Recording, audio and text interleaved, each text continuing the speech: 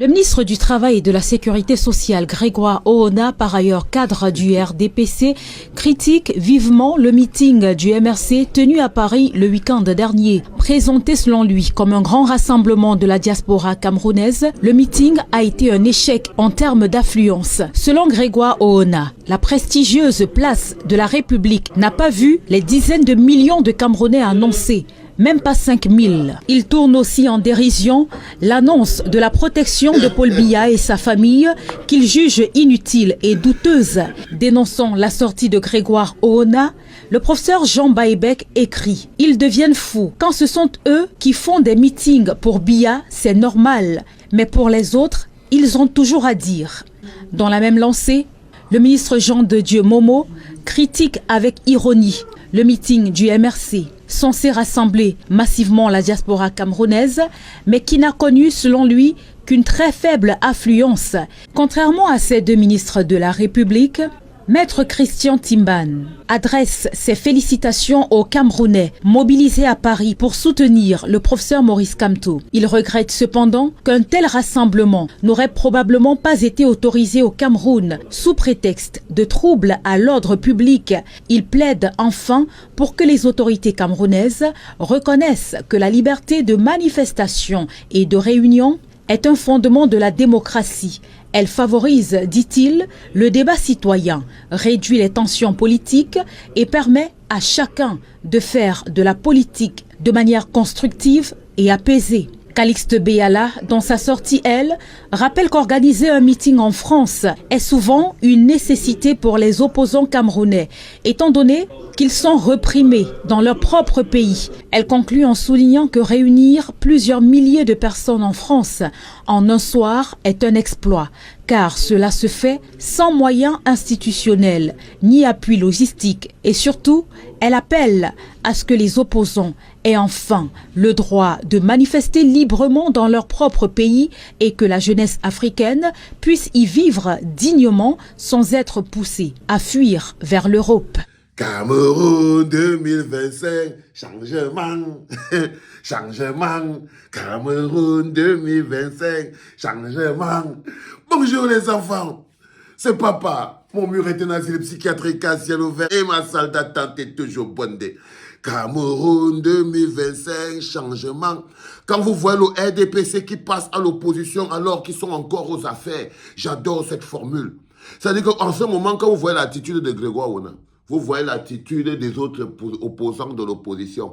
Vous voyez l'attitude des turéféraires du RDPC après le meeting de Paris. Vous voyez leur comportement vis-à-vis de Maurice Kamto. Vous voyez la titraille de la presse à gage. Vous comprenez très bien que nous sommes encore en 2025. L'élection n'est même pas encore arrivée. Le RDPC est déjà dans l'opposition. Le RDPC est déjà dans l'opposition. Est-ce que vous vous rendez compte de la vérité que je suis en train de vous dire? C'est-à-dire que le business n'est même pas encore passé. On est encore là. On est encore en 2025. Mais la science politique est tellement évoluée que le RDPC est déjà dans l'opposition. Ils se comportent déjà comme s'ils sont dans l'opposition alors qu'ils sont encore aux affaires. Le RDPC est déjà dans l'opposition alors qu'ils sont encore aux affaires. On appelle ça les zombies, les morts vivants. Quelqu'un qui est parti mais il ne sait pas qu'il est déjà parti. Quelqu'un qui est tombé, mais il ne sait pas qu'il est déjà tombé. Quelqu'un qui est déjà dans la boue, mais il ne sait pas qu'il est toujours, il est déjà dans la boue. Quelqu'un qui est déjà accouché, mais il croit qu'il est encore debout. Le RDPC est déjà dans l'opposition, alors qu'ils sont aux affaires. Ça veut dire que leur faiblesse transpire à l'échelle du monde. Leur frustration transpire à l'échelle du monde.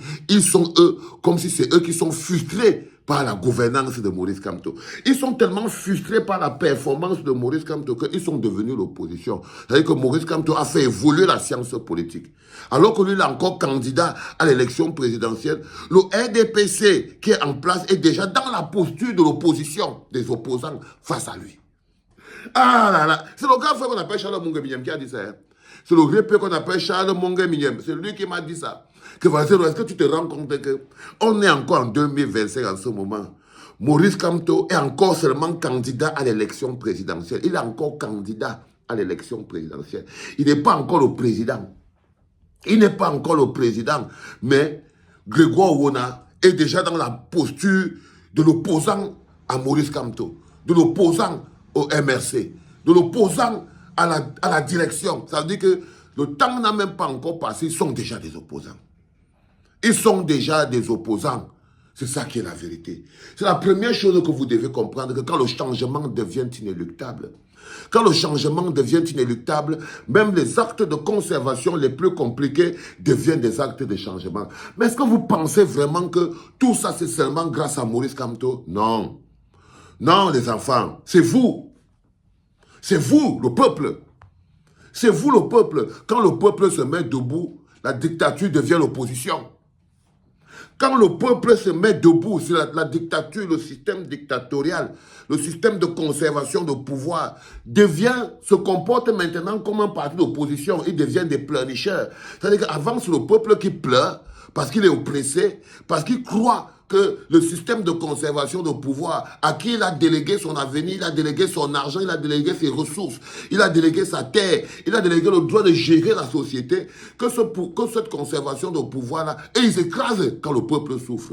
Au jour d'aujourd'hui, vous voyez que le peuple est debout. Et quand le peuple est debout, la dictature ne fait que trembler. Dès que le peuple se met debout, dès que le peuple se met debout, dès que le peuple est debout, la dictature entre dans l'opposition. Parce que le pouvoir appartient au peuple. C'est la majorité. Le peuple est le sommet du sommet. Donc n'allez pas croire seulement que c'est Maurice Kamto qui les fait trembler. Non. Maurice Kamto les fait trembler parce que Maurice Kamto a libéré le peuple. Maurice Kamto les fait trembler parce que Maurice Kamto remet le peuple au cœur de l'équation. Pour faire 42 ans de pouvoir, il faut écarter le peuple de l'équation. Pour faire 42 ans de pouvoir, 43 ans, il faut écarter le peuple de l'équation. Et le seul moyen de renverser une dictature de 42 ans qui a éloigné le peuple de l'équation, c'est de trouver le mécanisme pour remettre le peuple dans l'équation. Ce n'est pas un homme qui libère un pays. Ce n'est pas un homme qui libère des mentalités. Non, c'est le peuple. Le travail des hommes qui comprennent qu'une vision, qui ont un leadership, c'est de prendre les bonnes décisions. Est-ce que c'est toi le Messie? Ça veut dire que tu portes le manteau du Messie. Ça veut dire que tu dis que tu vas sauver le peuple au détriment du peuple lui-même. Ça veut dire que le peuple n'a rien à faire. Tu dis, couchez-vous là, je vais venir vous sauver.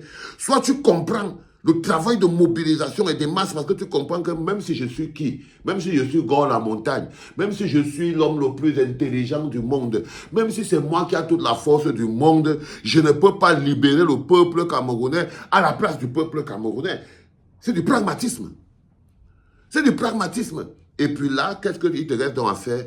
Il te reste donc à réveiller. Il te faut des capacités de réveiller le peuple. Il te faut des capacités de sensibiliser le peuple. Il te faut des capacités d'éducation du peuple. Il te faut être la capacité de résilience. Il faut que tu sois prêt à souffrir pour le peuple, pour que le peuple lui-même comprenne. Ça veut dire qu'avant que Maurice Kamto vous dit de ne pas avoir peur de la prison, de ne pas avoir peur de la marche, de ne pas avoir peur de la lutte. Lui-même, il a déjà été en prison, il a déjà eu lui-même pris des coups, il a déjà lui-même marché. Juste pour que vous voyez que vous ne devez pas avoir peur de ça, la preuve, il est toujours vivant. La preuve, il est toujours vivant. La preuve, il est toujours vivant. C'est ça le plus important, les enfants. Le plus important, ce n'est pas le parti. Ce n'est pas Maurice Kamto. Non. C'est qu'est-ce que Maurice Kamto peut faire par rapport au peuple. Dans quel état d'esprit peut mettre le peuple. Quand vous voyez le Barça qui joue. Non, le Barça, ce n'est pas le coach du Barça qui joue. Ce n'est pas son coach. Le coach du Barça est assis au banc. Et les joueurs du Barça sont au terrain en train de faire le travail. En train de faire le travail. Tout ce que le coach du Barça fait, c'est qu'il vous donne les mécanismes, les skills, les techniques. Il écrit le système de jeu. Il vous explique comment pénétrer la surface de réparation. Et vous partez faire le travail. Maurice Kamto, c'est le coach. Et nous, le peuple, c'est les joueurs. C'est les joueurs. Quand les joueurs se déploient, ils se déploient. Pour qu'on gagne un match, ce n'est pas le coach qui joue. C'est le peuple qui joue, ce sont les joueurs qui jouent. C'est pareil quand tu es un joueur du Real de Madrid. C'est Ancelotti qui trace le système de jeu. C'est monsieur le professeur. C'est pas par hasard qu'on appelle le professeur Maurice Kamto. C'est le professeur. Exactement comme dans la Casa de Papel. C'est le professeur. Il faut penser, il faut quelqu'un qui pense la direction. Il faut quelqu'un qui pense la vision, quelqu'un qui porte le leadership pour que le peuple, lui, ses efforts soient récompensés. Parce que quand il n'y a pas de vision, quand il n'y a pas de leadership, quand il n'y a pas de direction, les efforts du peuple ne sont pas utilisés à bon escient. Non, les efforts du peuple sont jetés en brousse. Ça tombe là-bas, ça tombe là-bas. Où est-ce que je veux dire, les enfants? Donc c'est très important, je constate, je tenais à vous le dire en ce 3e podcast de la journée, qui est très important pour cette journée évidemment, hein, qu'en ce moment précis où nous sommes encore à quelques mois de l'élection. Donc Maurice Kamto est seulement candidat à l'élection présidentielle. Grégoire Oona et le RDPC se comportent déjà comme des opposants. C'est des opposants. Ils sont déjà dans l'opposition. Et nous, on doit rester concentrés parce que c'est ça le plus important. Là, les enfants, c'était le 3e podcast de la journée en direct de la clinique. Rappelez-moi qu'avant la fin de cette journée, au plus tard vers 19h, je dois vous donner la liste des gagnants du concours non à la candidature de Paul Biya qui vont recevoir le chèque parce que la compile va sortir bientôt. C'était papa, les enfants.